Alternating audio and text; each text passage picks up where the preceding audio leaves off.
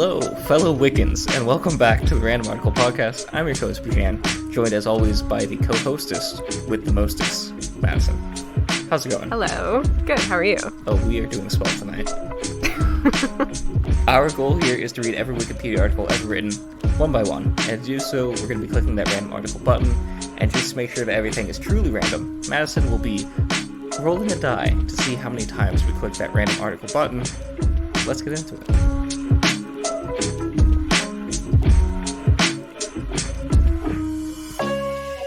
Let's talk about Johann Georg Mozart. Mozart was a bookbinder who lived in Augsburg, Germany in the 17th and 18th centuries. He was the father of Leopold Mozart and the paternal grandfather of one Wolfgang Amadeus Mozart.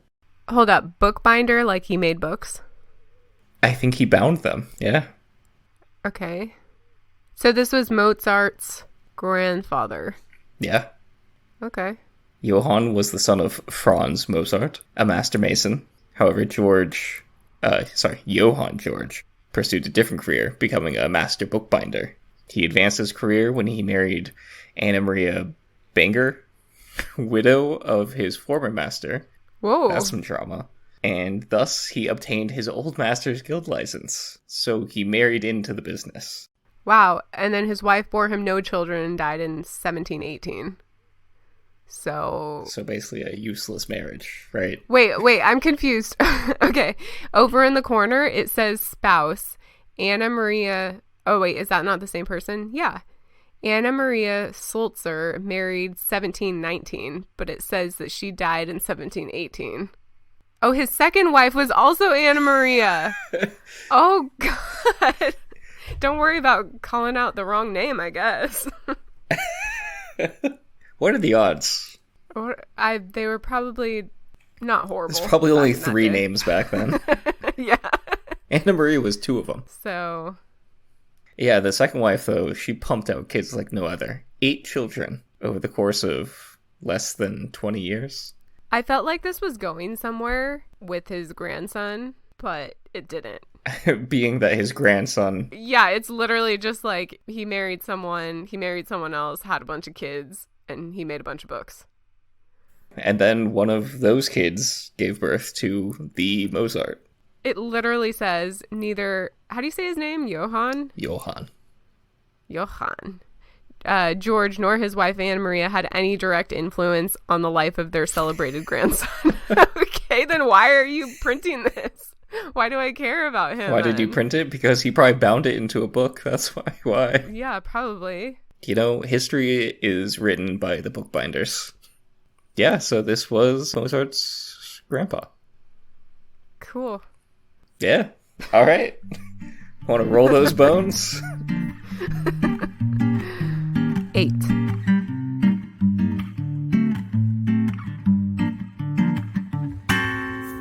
Let's talk about the hottest place on Earth. Bijan's room, where he's already sweating. Oh, I was not expecting this. So it's very strange. It's a studio album by the Irish pop group The Nolans. The Nolans. Can it get more Irish? But the thing is that this Irish pop group released this album with a Japanese record label. What? It was released exclusively in Japan. Okay, can I just say something about the album cover? I would be remiss if you didn't. If you dressed in any of these outfits today, you would be 100% on trend. These outfits are very 90s, 80s chic. The hair never came back, but like the crop top with the spandex pants, the fake leather pants, the Canadian jumpsuit, it's all in. Is it Canadian jumpsuit or is it Canadian tuxedo? Tuxedo, I'm sorry. I've heard both. It's a lot. I think maybe we should give the hottest place on Earth a listen. I'm scared. I hope it's on YouTube. Yeah, I don't know if you'll be able to find this. I have ads. I'm watching an ad for My Fair Lady. Okay, it's English. I think.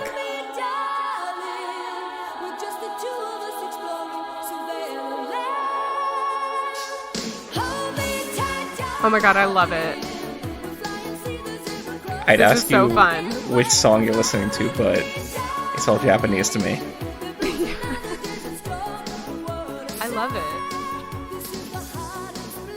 It is, I think, just like... Why doesn't an Irish pop group release an album exclusively in Japan? I'll tell you why, Bijan, because nobody in Ireland or Britain or the United States thought that they were good enough. But you know what? They were. Okay, I think the reason why is it looks like the album consisted of 5 of their own original songs and also 5 English language covers of Princess Princess songs, where Princess Princess was a 5-piece Japanese pop rock girl band. And if you go to Princess Princess, these people look like they would bully the Nolans. Dude, okay, Princess Princess, if you look at that photo, every single one of their outfits are also on trend today. I think these people are cooler. They're cooler. These are like Gen Z. Oh, yeah. And the Nolans are like millennials. Like slightly less cool, but still pretty hip. In comparison, the Nolans are like the ones that think they're still cool and like try to hang out and stuff, but it's just not happening. Okay, I need to listen to Princess Princess. Oh, they have a website and it's still up. Wow.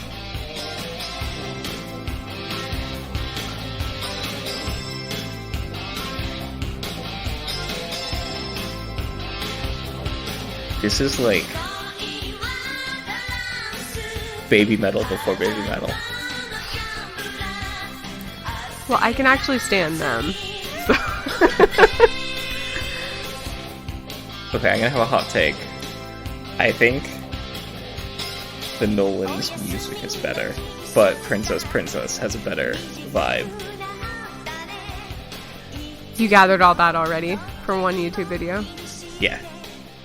Okay, well, on the sidebar, they're showing Pitch Perfect 3 people performing, so I have to click on that.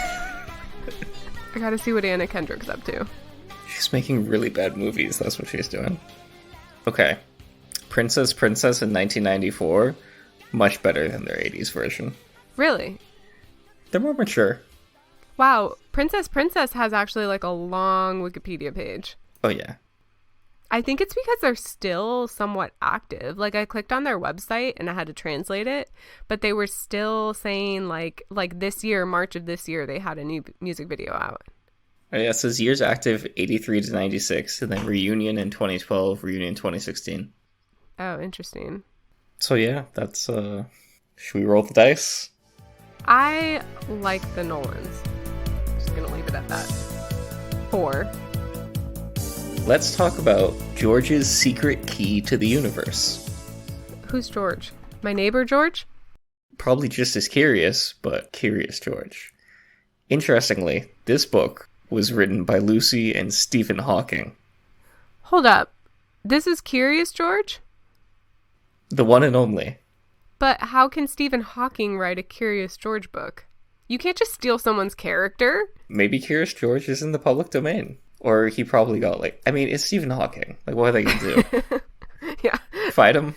So, what does George do? Oh, cool. Written like a story, it aims to describe various aspects of the universe in a manner that is accessible to children and others new to the topic, like myself. The topic of Curious George? No, the universe. Oh, right. Atoms, stars, planets, their moons, black holes. Huh. I should get this book. I mean, yeah, it's 297 pages. Wow. That's a big read. I assumed it'd be like a picture book, unless it's like a 300-page picture book. Okay, so I don't know anything about them. Lucy Hawking, I'm assuming, is like a wife? I would assume. I don't know. Oh, she's either. a daughter. That makes sense. Her real name's Catherine. What? Catherine Lucy Hawking. Oh, Lucy is her middle name. So it's like a textbook. It's like an easy-to-read textbook about the universe for children. It's probably got like the fun infographics and stuff on all the pages. Right. Yeah, he says that there are pictures and fact files of different references. So like how much did Stephen Hawking really have to do with this book? I bet it was his daughter, because if you notice, her name is first. And she was probably like, will you put your name on it so that like it'll sell. And she was like using his work as a basis. Yeah, right. It was reported in June 2006 that Stephen and Lucy Hawking will be writing a children's book with Christophe Golfard with the aim of explaining theoretical physics in an accessible way to youngsters. Seems like a cool book. Can I get it on audiobook? I don't read. I listen. I don't know if you can get picture books in audio form. What was funny is that one that I just read, she kept saying, I'll attach a picture of this so you don't have to Google it later. And I was like, I still have to Google it. It's an audiobook. I do hate that with podcasts too. Like, they'll be talking about a Wikipedia page and they'll be talking about the picture on it. And it's like, I can't see the picture. Yeah, I hate when podcasts do that. Yeah, I hate when podcasts do that. That's the worst. Those are like the world's worst podcasts. I just stopped listening. I do not recommend. I give them like 1 star every time. I give them 5 because I'm a good person. Sympathy stars.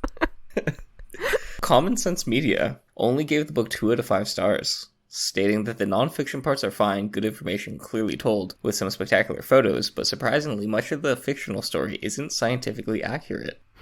Is it because Curious George is a talking monkey? I think that makes sense because they have part of the story. I don't know. I'm acting like I've ever read it, but it would make sense to have part of the story, like Curious George doing stuff on the moon, and then like the serious part explaining what is actually going on, like where he is. Sure, but I feel like they do have a good point. Quote, how are young readers to know what's true, what's theoretical, and what's just plain nonsense? Yeah, that's true. It kind of makes sense. Like, hey, it's a monkey that can't Curious George talk? I don't know. But like, he's going to space, and like, look, he's on the moon, and he's telling you all these real facts about the moon. But like, well, I think when you're Stephen Hawking, you probably forget that there are people so dumb that they might believe that there's a monkey on the moon. You mean children? You forget that there are children. Exactly. Yes. But I can see that. I feel like you have to look at like the grand scheme of things. Did the kids learn more from it? Or did they just get confused from it? I'm sure they learned a little bit. But I mean, how many kids like went into the science class and like said something dumb about monkeys in space because of it? Oh no. I don't know. I think that's like overreacting. It's a bunch of hokum. Oh, did you see the book was included on the time capsule microchip Immortality Drive, which was placed on the International Space Station in 2008? Wow. When is that going to be opened? Why? Because it's historical. Curious George. The Immortality Drive contains fully digitized DNA sequences of a select group of humans, such as physicist Stephen Hawking, And Stephen Colbert, Playboy model Joe Garcia. What? These are such weird people. Pro wrestler Matt Morgan and Lance Armstrong. We'll have a friend in 2025 named the Eternity Code, containing much the same things. And a cube of Einstein's brain. It looks like Joe Garcia has an identical twin. Who cares? Einstein's brain. Stop looking at Playboy models. Einstein's brain. Where is Einstein? How do we still have his brain? Do we really have his brain? Within the Society? Public collective. I mean, who does it belong to then? I mean, okay, I'll look up where is Einstein. The first thing, I didn't even finish it says, where is Einstein's brain? Why does everyone want his brain? Because it was so juicy. What? It's in a museum. Is it frozen? Looks like it's in formaldehyde. The Muter Museum is one of only 2 places in the world where you can see pieces of Albert Einstein's brain. You saw a picture of it? There's a guy holding up a jar with a brain in it. I don't know if it's... This is so morbid. We literally took his brain out. Like, we can't even let the guy rest. I don't know about this picture. It looks like one of those ones that's just like a picture, you know? Wait, I love this YouTube video. The title is Einstein's brain was stolen and chopped up into tiny pieces. That's what I'm thinking right now. Like, why? It's probably not wrong. Though I don't usually trust YouTube videos for my information. I trust Google images written in Comic Sans. I want to know if this guy's actually holding Einstein's brain. I just had to agree to let History Extra place cookies in my computer. What? Just everyone can do it. It doesn't matter. What are you gonna do? Steal your brain. Before his death, Albert Einstein had requested that he be cremated so his corpse didn't become the plaything of superfans and scientists. Yet the on-duty pathologist, Thomas Harvey, removed Einstein's brain during the eminent physicist's autopsy. That is crazy. Why aren't we more angry about this? I mean, you seem angry enough for the both of us. I know. Why don't you care? This is like outrageous. You can't just take someone's brain after they specifically said that they didn't want you to. I mean, I hate to be super morbid, but like you could just go through a brief history of American healthcare systems, the way they treat like black people and what they do with their bodies in quote unquote the name of science. Henrietta Lacks. It's this woman who, after she died, these companies used her cells. Like, she had something, like, very unique about her cells. Tissue taken from the woman's tumor before she died of cervical cancer became the first human cells to be successfully cloned. Reproduced infinitely ever since, her cells have become a cornerstone of modern medicine, enabling countless scientific and medical innovations, including the polio vaccine, genetic mapping, and even the COVID-19 vaccines. All of this is based off of this one woman's cells. She had, like, really great cells. Whatever tissue that they took from her without her consent in the 1950s. It was without her consent, for sure. Johns Hopkins Hospital took from the black woman in 1951 without her knowledge or consent as part of a racially unjust medical system. Yeah, so basically almost all of, like, American, like, vaccines, like, research, everything is based off this one woman's cells. Her family should be bajillionaires. They're trying to, but... That's crazy. How did they find out that it came from her? Like, you'd think if it was taken without her consent, they just wouldn't have, like, kept record of where it came from. I can recommend you some books. Do they have it on audiobook? Probably. Here we go. The Immortal Life of Henrietta Lacks. It's funny because, like, as an alive person, I'm, like, outraged. I'm like, this is messed up. But then I'm like, if someone did this to me after I died, do I care? The thing is that she was alive when they took it. When they took it, yeah. And they, like she should be compensated. Like, these companies are making billions of dollars off of her cells. Right. Yeah. But, like, I'm thinking, like, in Einstein's case, would I be that mad? No. Like, I'm dead. I don't need it. Whatever. Yeah. Fun. Thanks, Stephen Hawking. Curious George. Shall we move on? Yes. 9.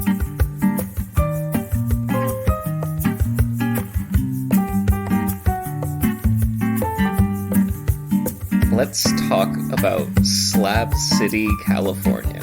Why have I not heard of this? Slab City, also called the Slabs, is an unincorporated, off-the-grid squatter community consisting largely of snowbirds in the Salton Trough area of the Sonoran Desert in Imperial County, California. It took its name from the concrete slabs that remained after World War II Marine Corps Camp Dunlap training camp was torn down. It's known for attracting people who want to live outside of mainstream society. Slogan, the last free place. Hell yeah. Hell yeah. I know where I'm moving to. Slab City Hostel, Mojo's Slab Camp. I'm looking at Google Maps. Okay, Church of Beer, place of worship. This is unreal. It's a little shack. It looks like an outhouse. It's literally like 2x4s slapped together with some graffiti-looking painting, and it says, water, hops, barley, and yeast, the Church of Beer. I am so on board with this place. They have a website, slabcity.com. Okay, history. Let me give you some history on this place. Prior to the U.S.'s official entry into World War II, the Marine Corps made the decision to site a training ground in an area accessible by aircraft taking off from San Diego. To create the training base, they acquired a whole bunch of land. The government announced the base was to be named after some brigadier. The base was used for 3 years during the war. By 1956, though, all the buildings had been dismantled, but the slabs of concrete that they'd been using remained. The area is now known as Slab City. It was first settled by a few veterans who had worked at the Marine base, followed later by drifters, then recreational vehicle owners searching for free camping spots outside of Palm Springs.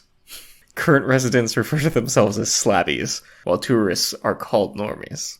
This place is unreal. Like, I've just been looking at the Google Maps. I can't believe it. Like, I can't believe this is a real place. Like, there's Camp CWA Mafia, which is literally, there's a million pictures of just a trailer with spray painted on it. It says Camp CWA Mafia and nothing else. There's like a car outside. There's the Rolling Porta Potty, which is supposedly a coffee shop, but... This sounds amazing. Oh my God, someone listen to this review. This is for the Rolling Porta Potty. I've never been here, but know I will be there someday, probably right before I die. And I bet something good happens here for me. And for that, as well as the name, I must give it a 5-star rating. We all end up at the Rolling Porta Potty someday. Oh my God, this is so bizarre. So its popularity surged after an article was printed in Trailer Life and RV magazine around 1984. Oh, okay. In 88, San Diego Reader reports there were no more than 600 to 700 RVs, and one resident estimated there were about 2,000 trailers when he was there. Dude, this place, I'm not even kidding, it's like a permanent Burning Man. But like still artsy and like not, you know, mainstream. This is insane. Like, how did I not know that this was there? I want to drive through it now. Well, I mean, it's still happening. Yeah, the Washington Post reported in 2020, population is seasonal, balloons up to about 4,000 during the winter by some estimates, and dwindles to about 150 in the summer. Because it looks like it gets real hot. They're East Jesus. It's like a gallery. It's like... There is a section on East Jesus in this Wikipedia article. Oh, is there? Okay. There's a whole section called Arts and Culture. Slab City has a free lending library, an outdoor music venue. Settlement also has an internet cafe, a hostel, a skate park. During the pandemic, most tourist destinations were closed. You know, good for them. Right. Smarter than most places. They shut down. Yeah. Nice. Wow. Yeah, I'm scrolling through their East Jesus. It's a habitable art installation. Oh, you can live there. It seems that way. There's no religious connotation. It seems like you can just show up and live wherever you want in Slab City. Is that correct? It appears that way. Ooh, I'm going to read the crime section. Ooh, crystal meth is fairly common and accounts for much of the crime in Slab City.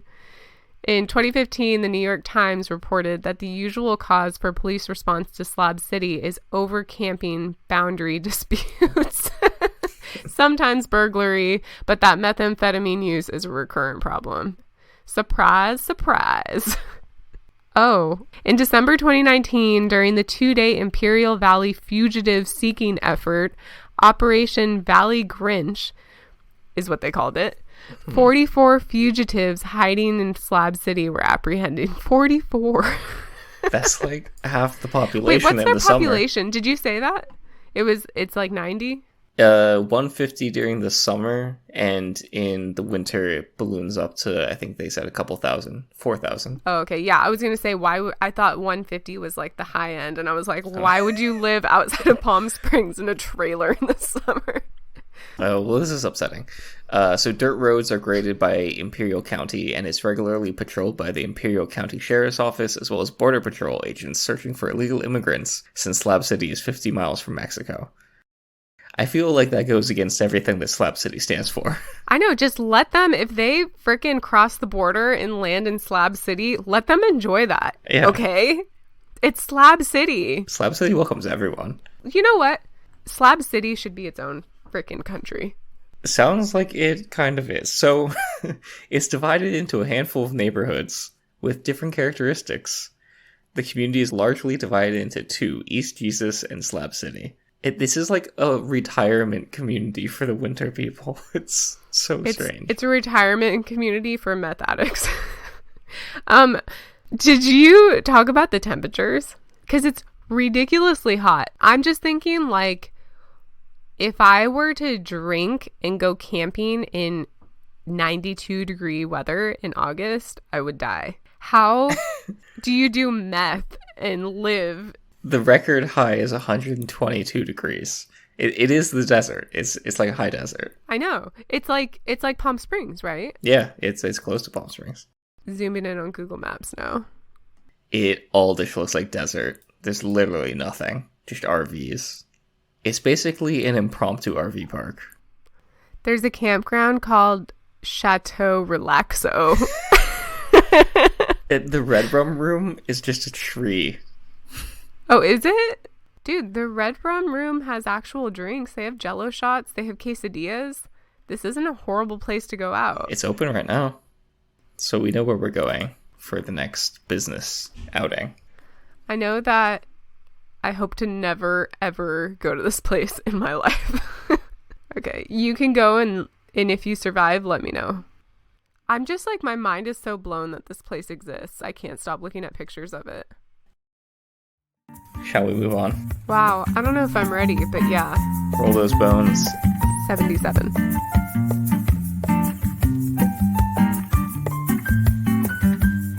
Perfect. Let's talk about 7. The Enrique Iglesias album. Oh, yes. No, wait, no. I can't talk about this because I'm Team Ricky Martin. Are they competing teams? I don't know. In my mind, they are. In my mind, they were like the same person. Well, this was Enrique when he still had the mole. Oh, look at how... Did he get his mole removed? Oh, he got it removed. I don't see his mole in this picture. Where's his mole?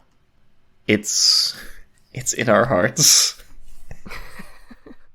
Do you think that doctor saved it for medical research? Like, whoever removed it, I hope has it framed on his wall at home. That's so disgusting. He has it in a little jar. Yeah, like, oh, wouldn't God. you? I would. Shoot. I mean, yeah, you couldn't just throw away that mole. Yeah, it's like Einstein's brain. You gotta keep it. Okay, but did he get the mole removed because it was like a bad mole or because he didn't like it? I feel like you're judging him prematurely. You're right. Here we go. Why did Enrique Iglesias remove his mole? That's the question. Removed after his doctor told him it could become cancerous. Okay, so that's code for he just didn't like it on his face. Although Iglesias was nervous about having his mole removed, the quick procedure was done in 5 minutes. I think it's cute. He should have left it. I think you're right that the mole was removed before this album. Because I'm looking at an article from August of 2003 saying that Enrique Iglesias removes trademark mole. And this album came out in November of 2003. I don't know if I know any of these songs. They say the singles are Addicted and Not in Love.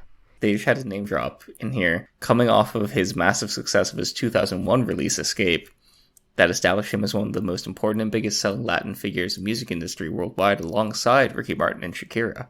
Ricky Martin is so much better than Enrique Iglesias. I'm sorry. What's Enrique's biggest song? Hero, probably. That's the only song I can think of. He is such a tacky Ricky Martin knockoff. I prefer Ricky Martin's music, but I could argue that I think Enrique is a sexier man. No. Like, maybe back in the day. Have you seen Ricky Martin today? I mean, not today. I saw him yesterday, but not today. Google it. Ricky Martin today. Ugh. I love him. He is a very defined jawline. It's beautiful. Is Ricky Martin... Straight? Not a freaking chance. Okay. Yeah, he's married to... This person's name I can't tell. Enrique Iglesias looks creepy today. Yeah, no, Ricky Martin all the way. Well, Ricky Martin married a man that looks just like him. So... I love that for him. That's beautiful. That's really weird. It's like double the beauty in his house. I mean, for us it's good. For him it feels weird. I'm sure it doesn't feel weird. He probably loves it. He's like, you know what, man? It's like looking in a mirror and I love it. Oh god, I accidentally saved the image. Set as wallpaper. Oops. Oh no, whoops. 2 Ricky Martins? I wonder what they're getting up to. Wait, I want to see his husband. Weird. They look like brothers. Okay, now that you see it, you're also on board. Oh, but look at Ricky. He's so beautiful. I love him so much. He is the more attractive brother.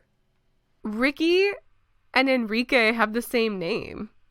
Oh, yeah, you're right. Isn't that weird? I'm sure Ricky Martin's name is actually Enrique. Enrique Martin Morales. Mm-hmm.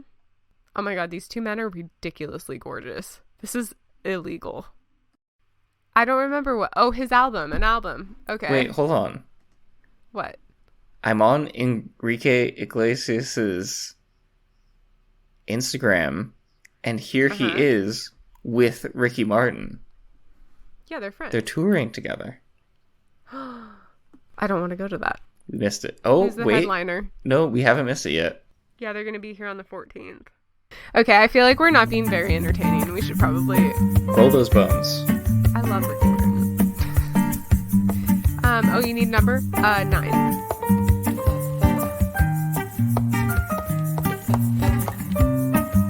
Let's talk about Hannah Allen. Hannah Allen was a 17th century British nonconformist writer who suffered from religious insanity. Religious insanity? Say more. Her notable works are Satan, His Methods and Malice Baffled, a narrative of God's gracious dealings with Mrs. Hannah Allen, afterwards married to Mr. Hatt, reciting the great advantages the devil made of her deep melancholy and the triumphant victories, rich and sovereign graces God gave her over all his stratagems and devices. Just to be clear, that was the entire title. Yes. That's literally the title of... I don't even want to call it a book. Her work. I would... It's a rambling, I would assume.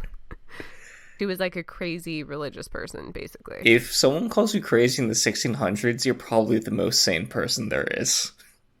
But I guess we have to dig into it to find out. She's crazy, though. Hannah Archer, the daughter of John Archer of Snelston, Derbyshire, was born about 1638. At the age of 2, her father died. Her maternal grandfather was William Hart of Uttoxeter Woodland, Staffordshire. She attended school in London when she was 12, after which she returned to her widowed mother, and it was then that her depression was first recorded. Okay, so she's literally just like depressed and psychotic. Well, let's talk about her career, shall we? You imply that she made money at this. That's interesting. No, Wikipedia is implying it. I'm just inferring. So she married a man named Hannibal, who died. And after he died, she expressed a form of insanity in religious form, characterized in her case by depression, self-doubt, and low appetite. This is sad. She was just depressed. That's not insanity. You're just depressed because your freaking husband died. Like, what? Yeah, so her minister, John Shorehouse, aided in her mental improvement. Oh, I'm sure he aided. Okay, John. Yeah, this is very strangely written. Aided in her mental improvement, which occurred between April 1666 and the spring of 1668. You can plot mental improvement. Her improvement?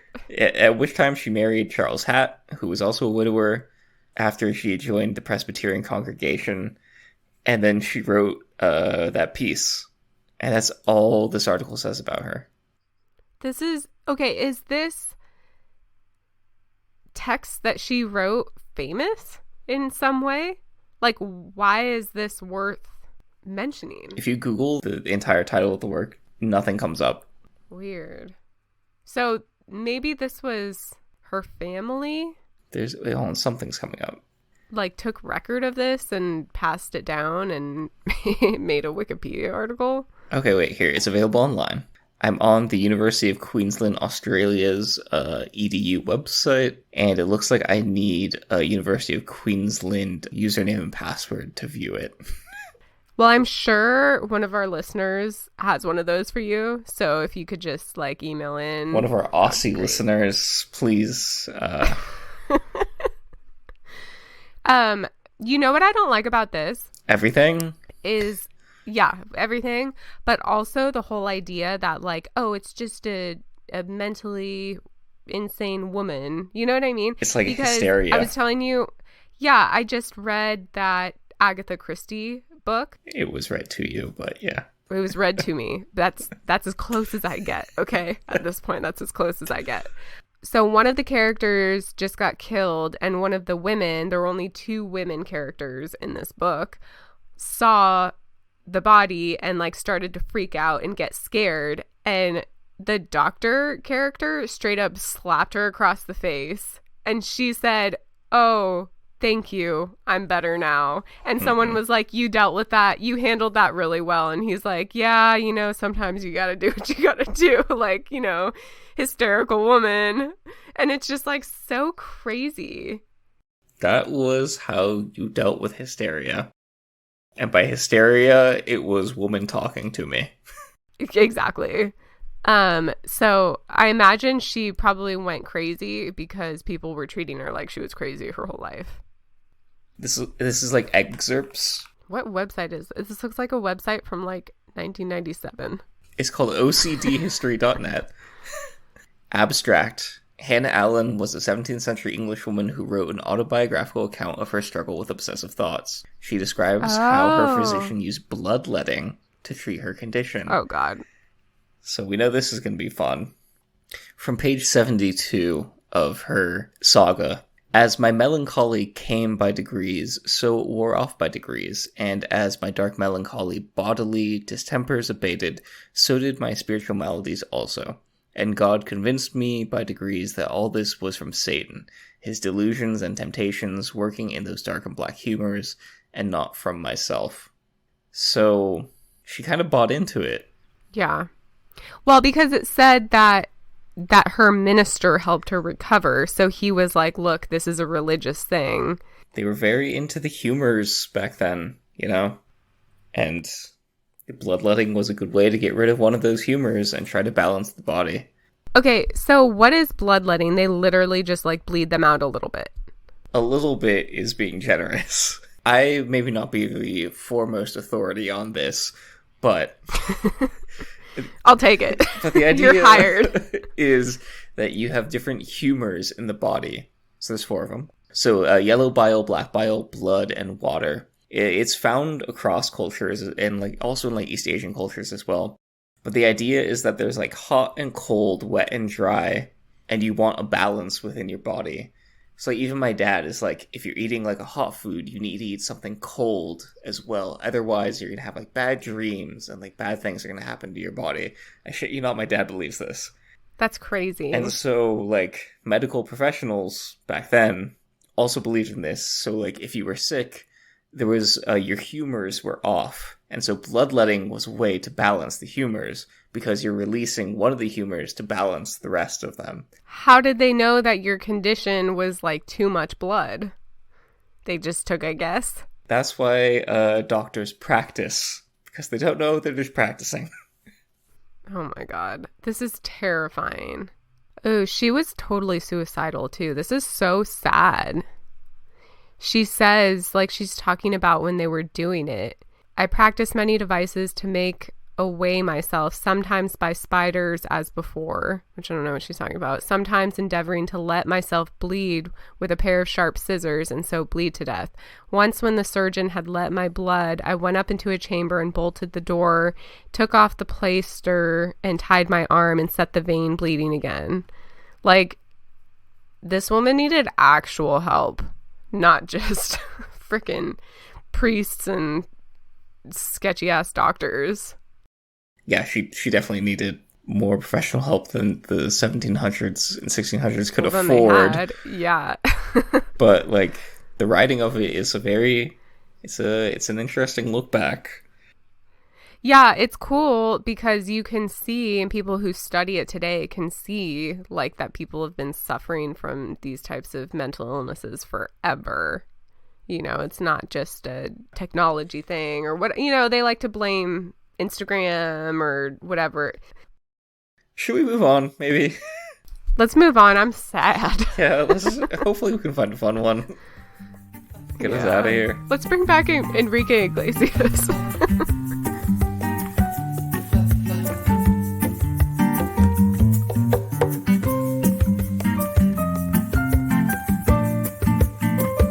Let's talk about matelage. Matelotage. Matelotage. Which is the same-sex civil union among sailors. In particular, pirates. Go pirates. It was an economic partnership, matelots, would agree to share their incomes, inherit their partner's property in case of their death. Oh, wait, so was it, like, sexual? Or it's just, like, BFFs and, like, okay, when I go, you get all my stuff? While often interpreted as a platonic form of mutual insurance, many historians believe that matelotage would be more accurately comparable to same-sex marriage. In the male-dominated world of piracy, homosexuality was common. I was about to say, like, there weren't probably a whole lot of female pirates, so... You're stuck on the ship, a hole's a hole. Huh. This is cool. I mean, aside from the fact that they're being pirates and just being overall assholes, but... I'm on board with pirates. Literally on board with pirates. Oh, Jesus Christ. All right, you're cut off. This has to be where the term mate or like matey comes from, right? No, I think they call this that because they were their mates.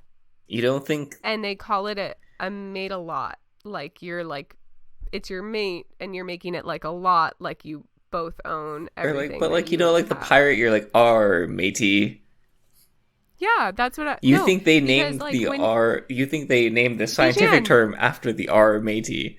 This isn't a scientific term. This is a scientific... It's French for seamanship, which I think is also funny. When you're on a boat, they're mates. Like, the other people on your boat. Like, there's first mate, second mate, right? Oh, I guess you're right. So they're using that to make it a mate lot. So, like, you choose a mate, and then you both, like, own your things together. Okay. It's not a scientific term. This is a scientific term. Oh, God. I don't know what kind of podcast you think you're running here, but... A scientific one. Oh, no. The colonial authorities... Oh, God, they ruin everything. ...disapproved of how do we say it? No. Matelages. In 1645, governor of the colony of Tortuga requested to the French government that female prostitutes be sent to the island, supposedly in order to deter them. They were like, here, bang some ladies. These pirates get that out of your system. Getting along too well. Please send prostitutes. I don't get that. Just, like, let them be. I don't get the... Oh, wait. Let me bookmark this book. Sodomy and the Pirate Tradition. I hope Anna Kendrick reads that one to you. Rum, sodomy, and the lash. Piracy, sexuality, and masculine identity. That actually sounds interesting, though. Yeah. No, this is cool, because pirates were just like, dude. They were just fucking. Like, yeah, like, we're already doing what we want to do, so we're going to continue doing what we want to do in all aspects of our lives. Like, leave us alone. We're pirates. We'll kill you. The 1600s were a long time ago. They would let your blood if you were a woman, and if you were a man, they'd give you prostitutes to stop you from making love to your pirate friend. Okay, should we move on? Sure. 72.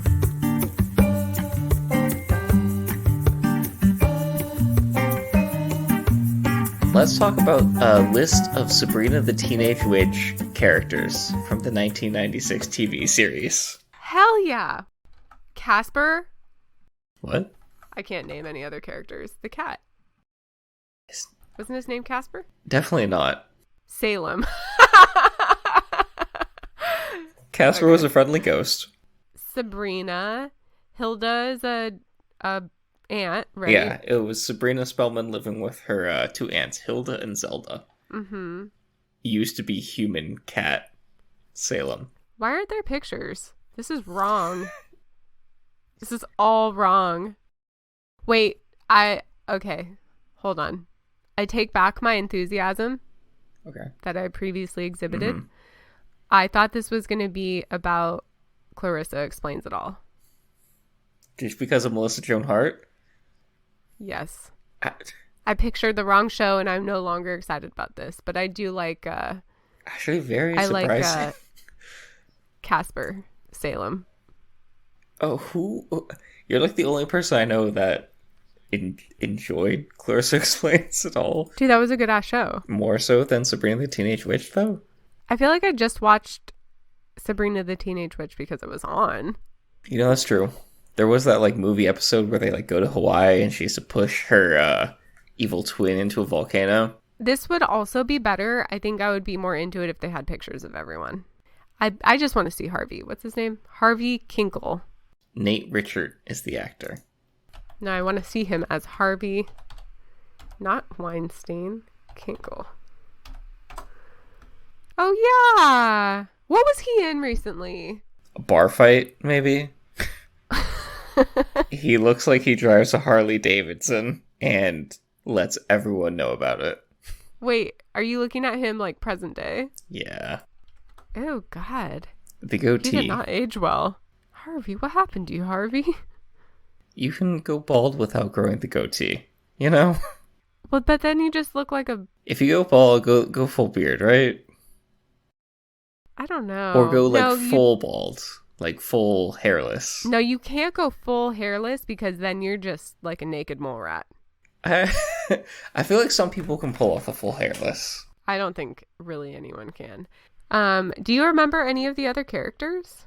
I remember her best friend. Who's that? Paul Feig was in this show? Hold on. Who? Paul Feig. Who's that? The famous director. Freaks and Geeks, your favorite. Yeah, he directed a whole bunch of episodes of The Office. He directed Bridesmaids. Mad Men, 30 Rock, Parks and Rec. Yeah.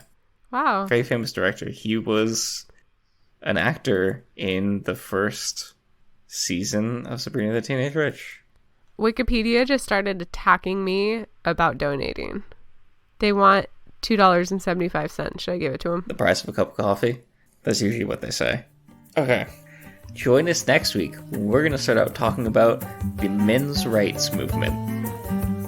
I'm not talking about that. I'm not talking about that. We'll I quit. See you then. That's absurd.